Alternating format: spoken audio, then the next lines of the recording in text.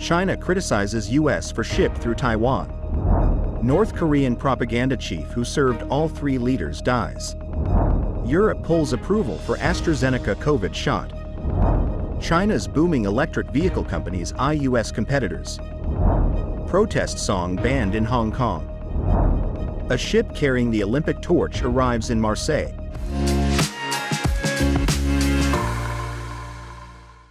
Hello, I'm Johnny. Thank you for joining us on Funday News. It's Friday, May 10th, and here are your top stories. China's military criticized a U.S. destroyer's passage through the Taiwan Strait, which occurred less than 2 weeks before the island's new president takes office, and while Washington and Beijing are making uneven efforts to restore regular military exchanges. Navy Senior Captain Li Shi, spokesman for the Eastern Theater Command, accused the U.S. of having publicly hyped the passage of the USS Halsey on Wednesday. In a statement, Li said the command, which oversees operations around the strait, organized naval and air forces to monitor the ship's transit and handle matters in accordance with laws and regulations. The Navy's 7th Fleet said the Halsey conducted a routine Taiwan Strait transit on May 8 through waters where high seas freedoms of navigation and overflight apply in accordance with international law. The Arleigh Burke-class guided missile destroyer transited through a corridor in the strait that is beyond the territorial sea of any coastal state, the fleet's statement said. China's accusation that the transit was publicly hyped has been standard practice when Beijing sees the announcements as a means of pushing back against China's ill-defined claims to some degree of control of who can and cannot pass freely through the strait. There was no indication the U.S. Navy had operated any differently in the latest case, nor that the Chinese response was any more vociferous. Kim Ki-nam, one of the longest-serving North Korean officials who served all three generations of its leaders, cementing their political legitimacy and heading the propaganda apparatus for the dynastic state, has died. North Korea leader Kim Jong-un visited the bier of Kim at 2 a.m. on Wednesday to pay tribute with bitter grief over the loss of a veteran revolutionary who had remained boundlessly loyal to the country until the very end. Kim died on Tuesday at the age of 94. He was part of a core group of loyal officials who had worked to sustain the three generations of Kims by solidifying their legitimacy, carrying the bloodline of a revolutionary leader who founded the state in 1945. Kim is one of the very few North Korean officials to have visited the South, leading a funeral delegation in 2009 after the death of President Kim Dae-jung, who opened an era of reconciliation with Pyongyang with his Sunshine policy. He moved to the forefront of the North's propaganda machine, becoming its deputy head in 1966 and then chief in 1985 during state founder Kim Il-sung's rule, according to South Korean government data. He retired in 2017. Kim exerted tremendous influence on policy and personnel and was a key architect of the ruling Workers' Party's political foundation, according to North Korea expert Michael Madden at the Stimson Center. The pharma giant AstraZeneca has requested that the European authorization for its COVID-19 vaccine be pulled. In an update on the European Medicines Agency's website Wednesday, the regulators said that the approval for AstraZeneca's Vaxzevria had been withdrawn at the request of the marketing authorization holder. AstraZeneca's COVID-19 vaccine was first given the nod by the EMA in January 2021. Within weeks, however, concerns grew about the vaccine's safety when dozens of countries suspended the vaccine's use after unusual but rare blood clots were detected in a small number of immunized people.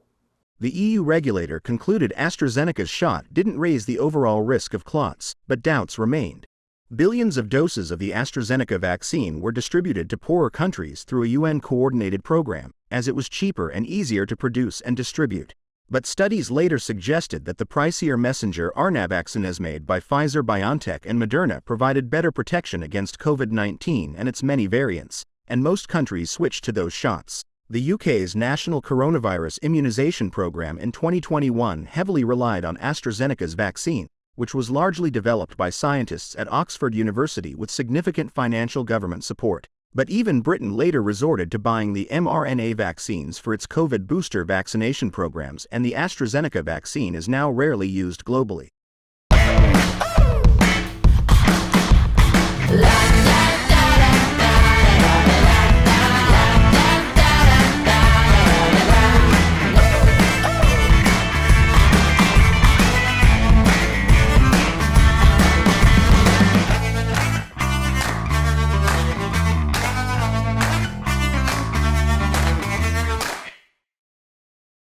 On the long list of disputes between the United States and China, electric vehicles enjoy an increasingly prominent role. Growing stars of the auto world, EVs are also now the subject of intense commercial competition and national security concerns for the world's two largest economies. And the metropolis known as China's Silicon Valley is at the heart of the country's bid for dominance in the lucrative global market. Chinese companies such as BYD, the biggest global rival to America's Tesla, are forcing Western automakers to change their approach to electric vehicles if they want to remain competitive in a growing industry.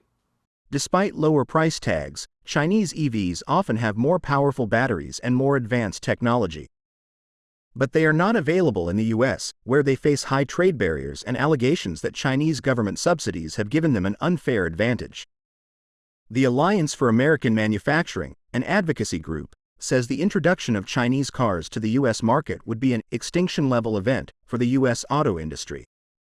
China says its edge in EVs comes from constant innovations, a well-established supply chain system, and market competition. But US officials and others have raised concerns that years of government support for the industry have created overcapacity, raising the risk that excess Chinese products could flood overseas markets and undercut domestic production. An appeals court on Wednesday granted the Hong Kong government's request to ban a popular protest song, overturning an earlier ruling and deepening concerns over the erosion of freedoms in the once freewheeling global financial hub. Glory to Hong Kong was often sung by demonstrators during the huge anti-government protest in 2019. The song was later mistakenly played as the Chinese territory's anthem at international sporting events, instead of China's March of the Volunteers, in mix-ups that upset Hong Kong officials. Critics have said that prohibiting broadcast or distribution of the song further reduces freedom of expression since Beijing launched a crackdown in Hong Kong following the 2019 protests. They have also warned the ban might disrupt the operation of tech giants and hurt the city's appeal as a business center. The ban would target anyone who broadcast or distributed the song to advocate for the separation of Hong Kong from China. It would also prohibit any actions using the song to misrepresent it as the national anthem with the intent to insult the anthem. But it would exempt lawful journalistic and academic activities. The government went to the court last year after Google resisted pressure to display China's national anthem as the top result in searches for the city's anthem instead of the protest song. But a lower court rejected its initial bid last July, and the development was widely seen as a setback for officials who are seeking to crush dissidents following the protests. Huge crowds gathered Wednesday in the southern French city of Marseille, where a majestic three-mast ship carrying the Olympic torch arrived from Greece ahead of a welcoming ceremony at sunset. Paris Games organizers have promised fantastic celebrations in the city, where the old port has been placed under high security. The torch was lit in Greece last month before it was officially handed to France. It left Athens aboard a ship named Belém, which was first used in 1896, and spent 12 days at sea. President Emmanuel Macron met with the French Olympic athletes who have sailed on Belém with the Olympic torch upon his arrival to Marseille. More than 1,000 boats will accompany the Belém's parade around the Bay of Marseille. The ship will dock on a pontoon that looks like an athletics track in the old port. The welcoming ceremony at dusk on Wednesday will include a demonstration by the jets of the Patrouille de France, the acrobatic team of the French Air Force. Safety of visitors and residents has been a top priority for authorities in Marseille, France's second-largest city with nearly 1 million inhabitants. About 8,000 police officers have been deployed around in the harbor, where 50,000 people gathered in the afternoon, according to City Hall officials. Tens of thousands more were expected to attend the evening festivities that will include a flyover by the French Air Force.